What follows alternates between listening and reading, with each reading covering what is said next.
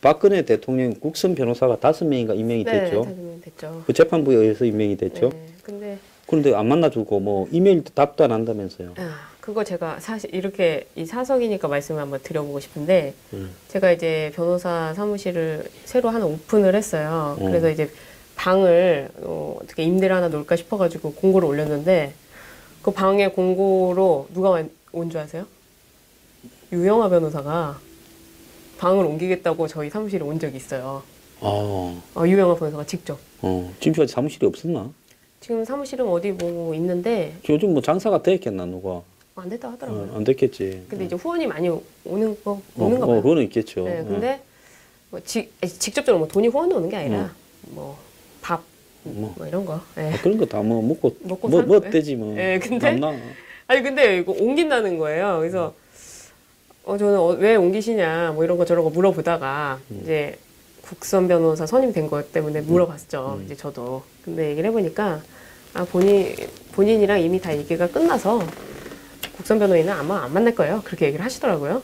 그러니까 이제 이것도 하나의 작전일 텐데 이제 재판부가 무리하게 구속 연장을 했다. 자기들 입장에서 그렇게 생각을 하는 거죠. 그래서 국선 변호인을 선임해도 나는 국선 변호사는 안 만난다. 이게 오늘 원칙이신 것 같아요. 자, 국선 변호인은 내가 동의하지 않는데 국선 변호인이 될 수 있습니까? 사실 안 되죠. 예? 사실 안 되죠. 안 되죠. 안 되죠. 예. 그러면 박근혜 대통령이 나 국선 변호인도 싫어. 자, 이렇게 했을 때 사실 이렇게 해야죠. 저거 형이 지금 5년 이상의 예, 형이 예상이 되는 형이잖아요. 네. 지금 나온 걸로 보면요. 그러면 변호인이 없이 재판을 못 하게 돼 못하죠. 있다면서요. 네. 그러면 있던 변호사도 니 그냥 그만뒀다고 해. 그다음에 국선 변호인도 싫어. 그럼 변호인이 없지 않습니까? 네, 재판 지금 진행을 못 하죠. 지금 호까지 하나 더 붙여갖고 네. 국정원 무슨 특수활동비 한 40억이면 국고 손실제니 네. 뭐 이런 거면 이것만 해도 한 정상으로는 한 10년 나올 거예요. 정상으로라면 예. 뭐 자기들 주장대로 정상이라면 진행되는 부분이니까 그것도 좀 봐야 되겠습니다만은 그러면 중형이 예상되는 저렇게 중대한 어떤 피의자에 대해서 변호인이 안 붙은 상황에서 재판을 어떻게 합니까? 진행 안 하죠. 그러니까 이건 좀 일반적인 사건이 아니니까 일반적인 사건이랑 비교를 하면 피고인이 어떤 국선 변호인이 마음에 안 들어요. 그러면 이 사람은 안 한다. 이렇게 하면 국선 변호인을 변경해줘요. 그리고 또 그 변호도 마음에 안 든다. 그럼 또 변경. 그렇게 그래가 자꾸 애미기면 뭐 저 깜빵에서 좀 패라고도 하고 옛날에는 네. 그랬을 건데 근데 그래서 안 한다고 할 수가 없죠. 재판이 네. 될 건데. 근데 상대가 전직 대통령이니까 네. 자꾸 저렇게 했을 경우에 그 재판부가 지금 박근혜 전 대통령 척에다가 척이라고 하면 이상해. 이제 척이라고 할 사람도 없으니까 네. 박 전 대통령한테 이렇게 가면 당신한테 아주 불리하다고 이제 뭐 공갈도 좀 쳤어요. 네. 그러니까 저는 그 재판에서 가장 뭐 이 재판이 뭐 논란을 다 떠나서 가장 이해가 안 됐던 부분 중에 하나가 그날이에요. 그 구속 연장을 했고 그 다음에 바로 들어간 재판에서 이제 유영아 변호사가 그만두고 나간다고 하니까 판사가 그 유영아 변호사를 잡고 얘기하지 않았습니까? 이렇게 하지 말고 한번 더 생각해봐라. 진행을 어떻게 하겠냐. 그게 굉장히 아이러니한 재판이 된 거지. 그때 순간에 칼자루가 바뀐 거죠. 그런데 국선 변호인을 선임을 했는데 또 사상 초유로 5명을 선임을 했어요. 그 지금 기록이 한 2만 쪽이 넘는다고 하는데 그 기록 박스만 해도 50몇 개가. 근데 그거 얼마 줘요? 그거 원래 30만 원이죠. 그럼 한 근데 최고 200만 원까지 준다는데 네, 근데 200만 원을 준다 해도 그거 몇 박스 그 복잡한 글을 네. 읽을 사람이 있을까요? 그래서 5명으로 했다는 거 그럼 아니에요? 5명이 나눠서 쪼가리로 네. 읽으면 전체를 아는 사람은 누가 아노? 그 이제 단장이 한다는 건데 그거 도저히 못 읽습니다. 그러면 네. 결국은 국선 변호인들은 보수만 받고 박 대통령이 그냥 팽할 거니까 어차피 안 할 거예요. 공범하는 척 하다가 그냥 근데 이제 거기 생기네? 그래서 그 국선 변호인을 이렇게 뭐 폄하하고 이런 것보다는 제가 느끼기에는 지금 이 재판에서 가장 좀 이상하다고 생각이 드는 거는 유영아 변호사도 솔직히 말하면 국선 변호인보다는 더 피고인 박근혜를 위해서 더 했을 거 아니에요. 지금 뉴스 나오는 거 보시면 아시겠지만 국선 변호사들이 검찰 측 증거를 굉장히 많이 다투고 있다고 나오잖아요. 예. 그 똑같은 걸 다투는데 국선 변호사가 하는 거랑 유영아 변호사가 하는 거랑 뭐가 다르겠어요? 그렇지 않아요? 그렇죠.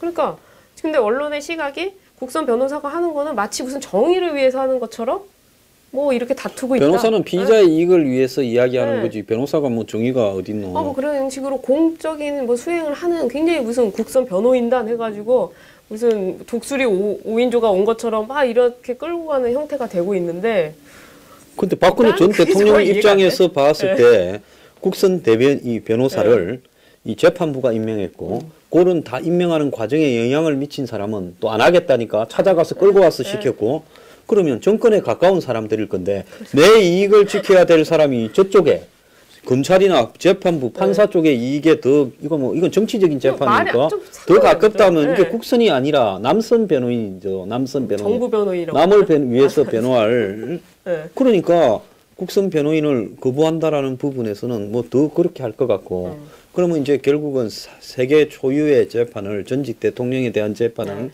변호사가 없이 골석으로 이제 그러니까 선고하게 피고인이 안 되면 나오죠. 네. 이제 결국은 이게 뭐라고 할까 역사적으로 봤을 때 이 변호인을 거부해가 변호인이 없는 상태에서 판결을 하는 논리를 만들지 않겠어요? 그게 이제 두 가지로 볼 수가 있을 것 같은데 지금 피고인 박근혜가 불출석을 한다. 일단 첫 번째. 불출석하겠죠. 뭐 네. 변호인도 거부하는데 출석하면 말도 안 네. 되죠.